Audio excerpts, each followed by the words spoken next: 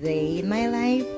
Here I am. Nagpiprepare ako ng, magluluto pala ako ng menudo. So, nagpiprepare na ako. Binabalatan ko yung mga ricado.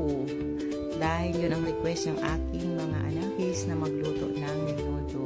So, ayan, hiniwa ko na yung mga ricado na panghalo ko para makapagsimula na ako ng luto para sa aming hapunan. Pero yung mga bata lang yung kakain niya ng kasi karning baboy yan siya, pero laman at buto-buto yung yung sa ribs siya. Kasi dapat kalderita sana yung lulutuin ko. So ang ko na lang, dahil ang request yung menudo, kalderita at menudo same lang naman yung kanilang lasa. May gatas nga lang yung kalderita.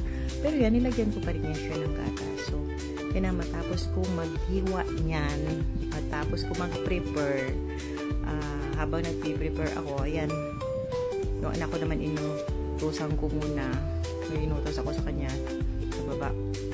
Nag-isa na ako, nilagay ko na si sibuyas at si bawang na panguntra sa aswang at nilagyan ko ng kamatis dahil hindi ako maglalagay ng seasoning na marami. So nilagyan ko siya ng kamatis para medyo malasa siya at inilagay ko na si carne. At yan, konting halukay na lang yan at pakulo ng konti hanggang sa lumambot. Yan, nilagay ko na rin si patatas at si carrots.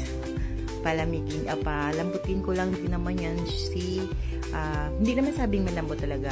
Kasi gusto ko sa patatas at saka sa carrots, ay yung medyo maluto siya pag ninungo niya.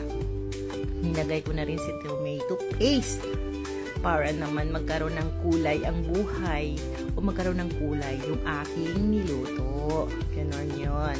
So, konting halukay na lang din naman si Jingay sa kanyang niluluto at tatakpan ko lang din naman yan siya saglit para naman na konting kulo lang.